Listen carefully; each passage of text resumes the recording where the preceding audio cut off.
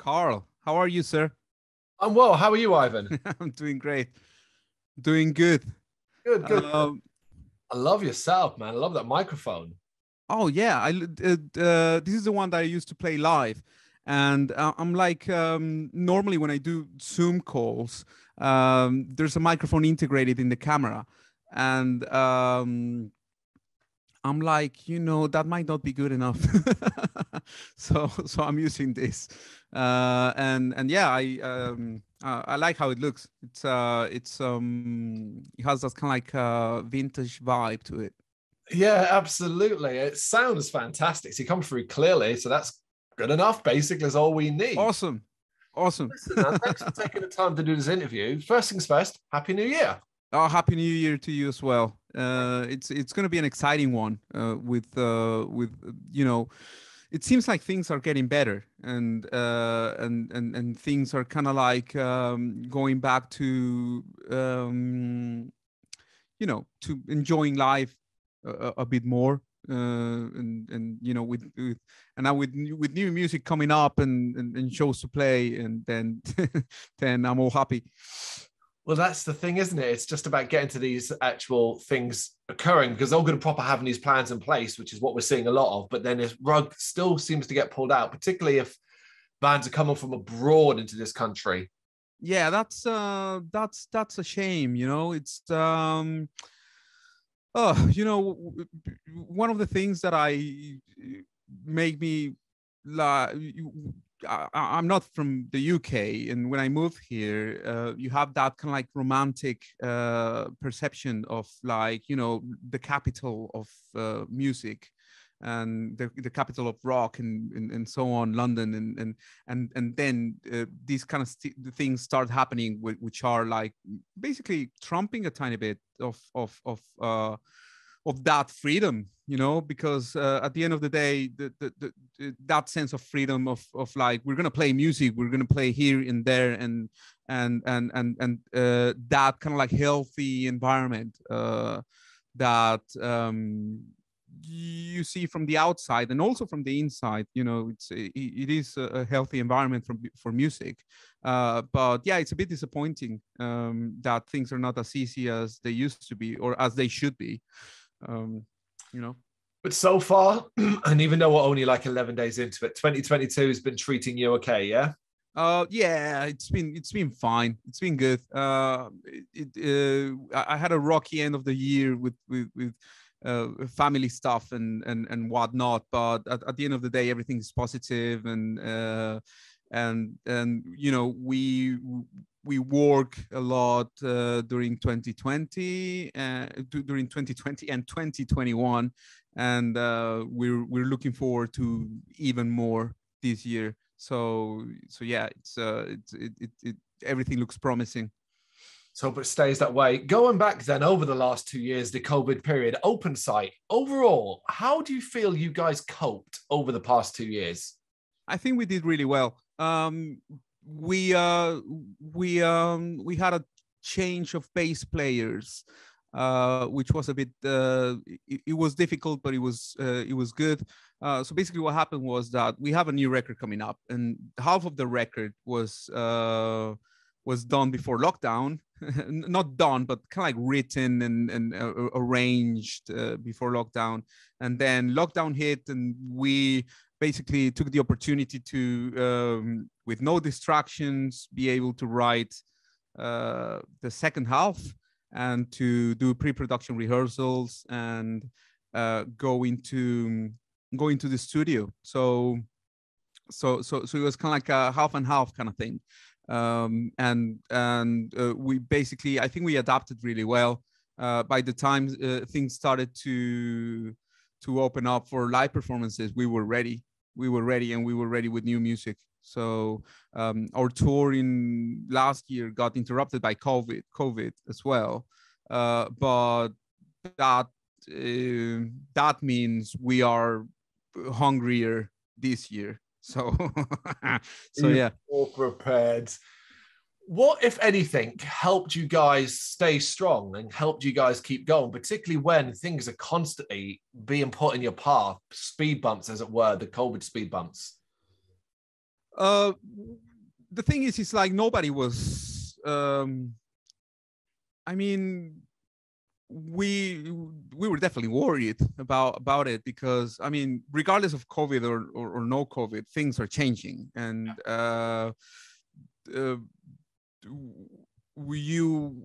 you want to tailor things according to the kind of experience you want to have in the band, right? So there's people who like playing live. There's people who don't like playing live. There's people who there's people who lock themselves in studios and that's what they want. Whereas like we at some point during the lockdown, we were kind of like, we cannot take this anymore. and live performances for us it is very important, and we want to play live and go out and do it. We enjoy writing, we enjoy recording, but the variety and the contrast is key as well. So yeah, we were at some point it was difficult, especially with that particular lineup change. But then again, I mean, nobody was taking our instruments away from us, or there were fears about like the economic aspects and so on, but we just basically carried on. Yeah. One of the major concerns that sort of particularly for us in the UK and even in England and stuff like that was mainly what would be left standing come a more normal period of time, e.g. venues, with the grassroots venues, the smaller venues, the ones we're talking about in London and stuff like that. Would they still be standing? Was that something that ever crossed your mind? Did it concern you? Or were you kind of like, we'll just see what happens? I think by the time things were opening up, we spent so much time with the new music that basically, I mean, the whole closure of venues and stuff like that, we're still experiencing that, and it's something that we still need to face. But then again, I still perceive the atmosphere as a healthy one when it comes to music in general. So we're just opportunities will either be found, or we'll find a way, like Jeff Goldblum said in Jurassic Park, life finds a way. And that's kind of like the mindset, especially coming from outside, and adapting to and starting from scratch again. You tend to have that mentality because there's uncertainty hitting you more with more force, I would say. So yeah, we just carry on and keep doing it. If you're having fun and you're being honest about what you want to do and why you want to do it, then everything is going to be fine. It has been nice over the last year and a half to 2 years to actually see more of a focus on the British music scene, because obviously bands couldn't tour. So there was a lot of like bands not able to come over here. So for example, festivals that were able to play had to predominantly put on just UK bands. I mean, that seems like a positive thing that hopefully we can take forward. Yeah, exactly. I mean, I think the bottom line is that there's always a positive thing to take out of adverse situations, and if that meant a more intimate UK period of only UK bands, then that's great. I mean, and then we get to learn from it, and hopefully we can kind of like make that expand to outside of the UK as well. We want to go and celebrate music with people, and as far as we can take it. The UK is a really special place, and I think that it's very healthy when it comes to music, and there's kind of like a tradition, and there's a strong basis. So I think despite the circumstances, we can be positive about what's going to happen next.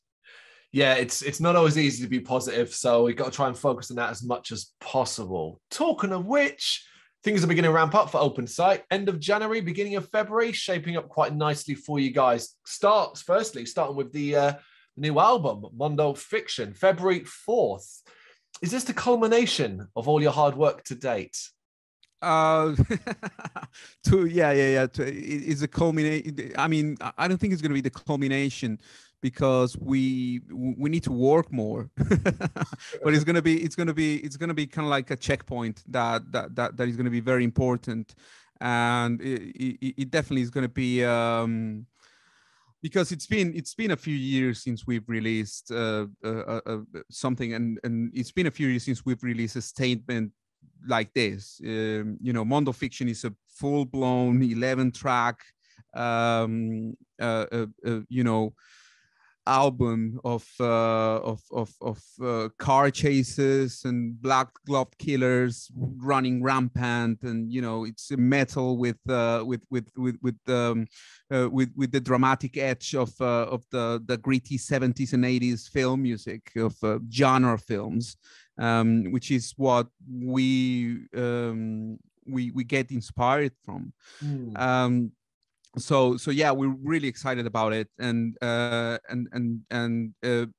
we are planning on keeping working on it, because we produced some videos for the singles we've released so far, but despite releasing a full-length record in February, there's still songs that we can do visuals for, and there's still music in that album that we can celebrate.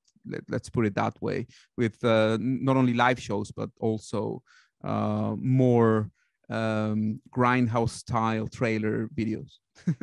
Absolutely. In fact, at the moment, as of the time of recording, you're counting down to something, aren't you? Yes. We are doing a countdown to kind of like, I think people have seen it anyways, but kind of like exposed artwork of Mondo Fiction, and kind of like officially show it and say, hey, here's the artwork, and we're happy with it, because it feels like when you were going into a rental a video store back in the day, and you were kind of like browsing through the horror section or the suspense section of the video store, and you were kind of like browsing, saying like, okay, this is a movie I would like to watch, right? So yeah, you're looking for a murder mystery. It kind of looks like a murder mystery or something like that, maybe a slasher or a whodunit murder mystery kind of thing. Yeah, I feel like you got to throw in the word sleaze as well. There's a certain element of sleaze when it comes to that artwork. I mean, it's a little bit of drops of blood. I mean, it's not something that you would ban or anything like that. But the thing is like, I really appreciate the over the top and the hyperbole of those movies. When the trailers that we're producing also have that kind of like this movie is too intense, or this has been banned in this. So that kind of like exaggerated and that hyperbole, I think it's really exciting. You're talking about like how fascinating the Video Nasty scandal was, and the whole or the satanic panic from the 80s, when you were kind of like you were feeling guilty or feeling that you were committing a sin by listening to an Ozzy Osbourne album, so the music has that sense of adventure of film, and that kind of like that dramatic edge, but also that married with the visual presentation of genre films, and the hyperbole, and feeling that you are kind of like seeing something that is forbidden. It's interesting, and it's fun. It is very, very interesting. I'm always fascinated by it as much as you as well. But your interest in genre movies, that wide encompassing term, where does it actually come from? And is it as open-minded for you as a group as it sounds? Yeah, I mean, it's not really something that is rare. I mean, it's like it's very easy to find like heavy metal fans who are horror fans as well. And yourself, you have games, brains, and everything is encompassing. And you yourself, you are kind of like pouring the things that you like into it, and the same thing would happen with us. Like we're playing in a band, and organically the things that you like and the things that you fall in love with, it could be movies, it could be video games, it could be they tend to pour into it. So back in the day, even you would like be playing the original version of Doom or Ninja Gaiden. That music is awesome. You see, like even if it's an 8-bit chip tunes kind of thing, you said there's an atmosphere to it, and there's something in it that is fantastic. And what then you incorporate into the music. There's a couple of Opensight tracks that have 8-bit chip tunes because of it. And it just organically goes there. But the bands that we grew up listening to, and that we consider right now, we consider, and even when I was a kid, Iron Maiden was already a classic band, right? But when they started, they were doing something that was, groundbreaking. They didn't sound like, they were influenced by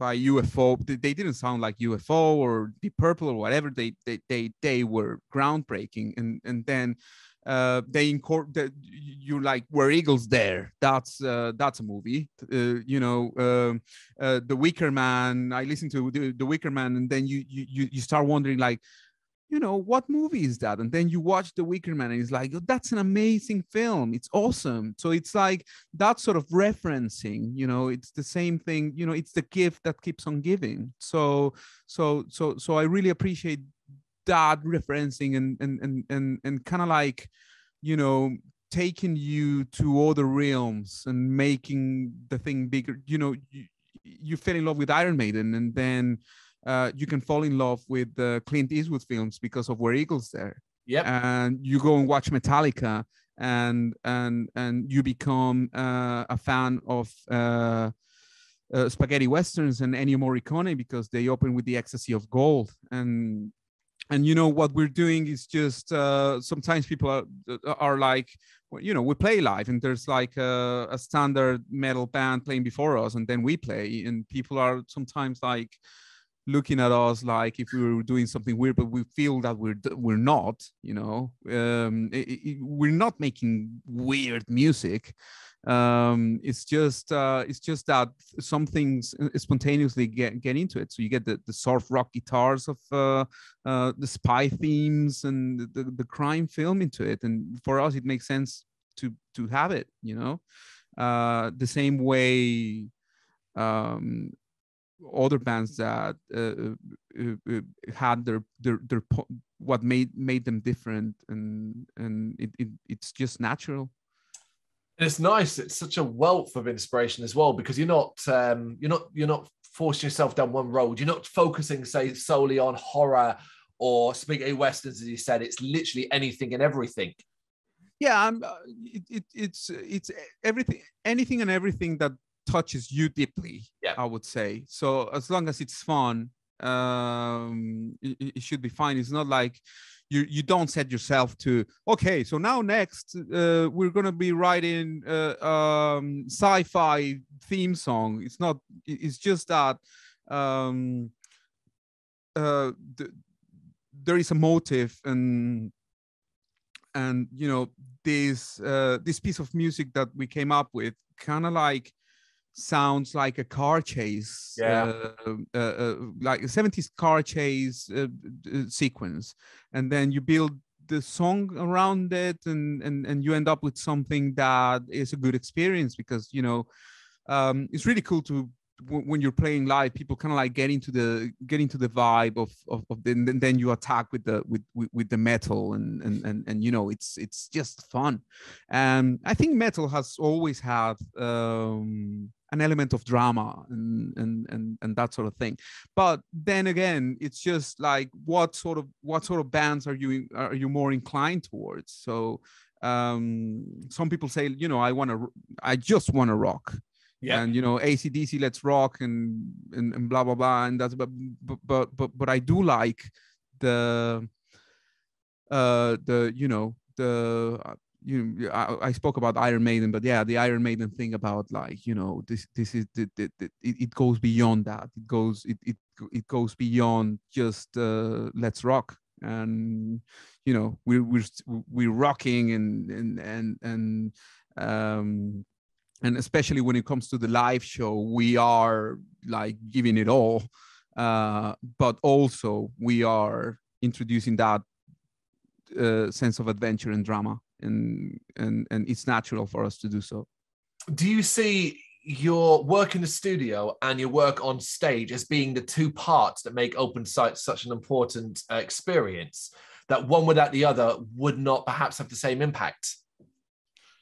I think when it comes to the studio, it's about, I think those parts are intertwined, because the energy of the live show and the energy of the live performance is something that you want to capture in the studio as well. Mm. So that's something that there's always a purpose to kind of like capture a natural and organic performance, but in the studio you also want to allow yourself to make sure that the songs are effective, and that everything that you do in the studio is serving the song, and so on. So you see that we allow ourselves to use lo-fi sounds, vinyl kind of like hisses, and that to accent whatever the song purpose is. But then again, playing live is where it's all about. I mean, the studio is more about the creative part. How do we accent this? What is the purpose of this song? How do we make this song effective? How do like this sounds like a car chase? Great. This sounds like a motive for a bad guy who is about to do something. And then it just makes sense when you are playing live, and when we're kind of like communicating those effects directly into the audience. That's what makes sense to us. There's a lot of imagination running around in Opensight, and I think as well, if you go check out your videos, you really see that imagination there. Coming up with those video ideas, and we're talking most recently Stained Remains and Plot Twist. They look like a lot of fun to create that stuff. How is that experience for you? As long as you're having fun, that's the important thing. And then it's like, because you see, we try doing like performance videos, and there's a few of them there. But then it's more like, how do we make this special is not really the question, but how do, if it's fun for us, then that's the first step towards the right direction, right? And it's like, what do you want to do with the videos? Is what do you want to do? What do you want to do? Is like, I want I want movie trailers, and I want over the top movie trailers, and I want I want hyperbole, and I want gritty, sophisticated but gritty at the same time. I want the grain to look. I want the I want the scenes to have that organic feel, and the effect is great. Sometimes people come to us and say like, whoa, what movie is that, or where did you get that footage from? Or when really it's just about putting things in the right context. You can grab anything and turn it into a horror film. So there's a lot of repurposing, and you make things your own. If you grow up listening and being obsessed with heavy metal music, so organically you're going to end up doing that. But also you grew up with like watching Friday the 13th or Die Hard or Pulp Fiction or whatever it is, and that finds its way into what you're doing as well. Which I mean, I reckon you can relate as well. I've seen there's the mixture of movies, video games, metal. You know, it just makes sense. It makes sense. It makes sense. It's a Venn diagram, isn't it, where the circles are all interlocking between the metal, the horror, and the video games. That's what we got our idea from. So no, it totally makes sense. I presume as well, going forward, whatever singles you choose to take from the album for the rest of the year, you've got some wild ideas for videos. Yeah, definitely. We're definitely gonna keep going on the same vibe, but you know, the songs are different, so we need to capture the right images and do it the right way. But yeah, we have especially because there's songs that we're thinking about, like, wait, like we're releasing the record on the 4th of February, but we've only celebrated 4 of those, and we have some of those songs are worth kind of like giving them special treatment, you know. Yeah. There are songs that we're starting to play live and that we are enjoying very much. So why not have fun with them afterwards and do videos for them and so on, and at the same time write more. Yeah, I suppose that's the thing, really, isn't it? With the album coming out on February the 4th, I'll imagine it's not like you just downed your tools and you're just waiting until then, are you? Yeah, exactly. It's not like that's the thing. It's not like we're gonna be like, okay, here's the record and let's lock ourselves again. Yeah. No, I mean, we're gonna be playing live, and we're gonna be and some of those songs are worth revisiting when it comes to the visuals, and there's already some stuff in there when it comes to what the image is gonna be and what sort of videos we want to make. Sounds great, man. Can't wait. But for folks who want to, I guess, hear the new music beforehand, if you haven't seen the videos, January 28th is your album release show, correct? London, Nambucca. Correct. Yeah, it's gonna be. It's gonna be. We played Nambucca a few times before. Yep. It's a really cool venue. We will be feeling at home, but this is going to be something special. So we're playing new songs. We're playing with Deker, which is a band that are friends of ours and that we like very much. And there's going to be more, a couple of more bands being confirmed, which I really don't know yet how it's going to turn out. But I reckon it's going to be a really cool experience that night. It's going to be our first show of the year, and so we need to kind of like give a really good like a good entrance and a good start to all the live activities for 2022. It's a Friday night as well, so no excuses. Get down there, get drunk, have a good time. Yeah, no excuses. We were really hoping we can get a Friday or a Saturday. So this being a Friday, it's just, you know, perfect. And overall then, for the rest of 2022, I mean, what's the hope really more than anything else? Because I realize long-term plans are always difficult these days when we don't know what we'll be doing the next month in this country. But are you kind of just hoping 2022 after the album is just a busy live experience for you? Hopefully, yeah. Hopefully, yes. And then again, like you said, it's very difficult. And you know, our tour last year got cut short. But like I mentioned, I mean, that means we are hungry and thirsty, and we want to play live as much as we can. So hopefully, on when it comes to live, we can do as much as possible. We can play as much as we can. And also, I hope, you know, when you are doing music, there's always like ideas flying around. So there's like a few songs here and there, and you know, hopefully not wait too long until we start working on them. But yeah, it's all about life. I think it's about celebrating music with people. It's very important. It's very important when it comes to people's health. If you are a fan of music, you know, it's that's what we're hoping for. Tell me about it. I miss live shows. Haven't been able to get to many in 2021 because of you know what. And the stuff lined up in 2022 is slowly being chipped away as it gets cancelled here, there, and everywhere. And you start going, oh, here we go again. Yeah. The thing is, it's like you need to carry on. Yeah. I mean, if you you're serving the music at the end of the day, and you are you know, like I said before, you're tailoring things according to what you want your experience to be. And if you want the experience to be playing live, then it's got to be that way. We had the opportunity to play live, to play some shows last year, and it was great.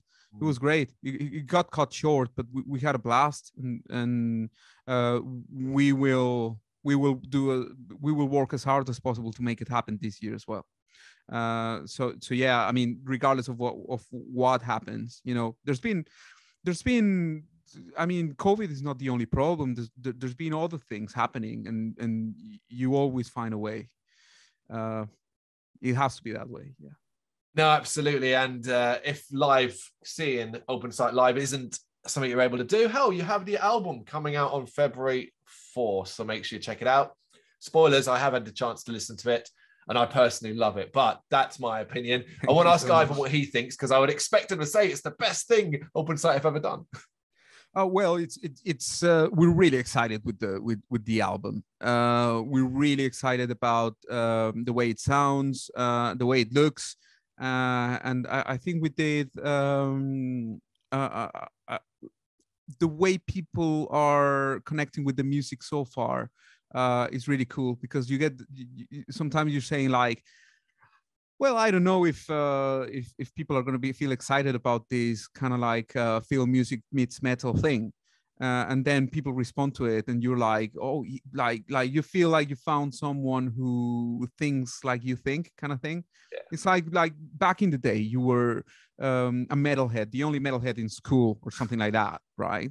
So when you're the only metalhead or the only horror movie fan, or you know, in town or in school, then when you find someone who likes the same things that you like, then you kind of like feel that kinship, and you feel excited. So that's how I feel, at least when you put out a song and people respond to it with the same excitement that you had when you created the song or the video, or the same excitement that you had when you were playing live, and then you come out off stage and people are saying like, look, I like it because it sounds like this, I like it because you guys are you know, it sounds like a spy film, and then you are kind of like, yeah, right, perfect, that's the effect we wanted. Same with the videos. People were asking like, you know, what movie is that? I would like to see that. Yeah. There's an idea for the future, right? Making a bloody movie. Yeah, I mean, you know, making a movie would be great. I, you know, if that's gonna take me away from playing live, I don't know how the involvement would be, but yeah, definitely. I mean, if it's about like creating an experience that is cinematic in nature, then, you know, that would be awesome. Yeah. Ivan, thank you so much for taking the time to do this. Carl, thank you so much. Really, really, really fun conversation. Thank you very much for watching. You can check us out on gbhbl.com, as well as on Facebook, Instagram, Twitter and Tumblr. Go to Patreon to help us out over there. That's patreon.com/gbhbl, as well as Big Cartel, where you can find some of our merchandise. We have a podcast running on SoundCloud and Apple Podcasts. And of course, if you like this video, do us a favor, hit the subscribe button and help the channel grow. Games, horror and heavy metal. What else is life for?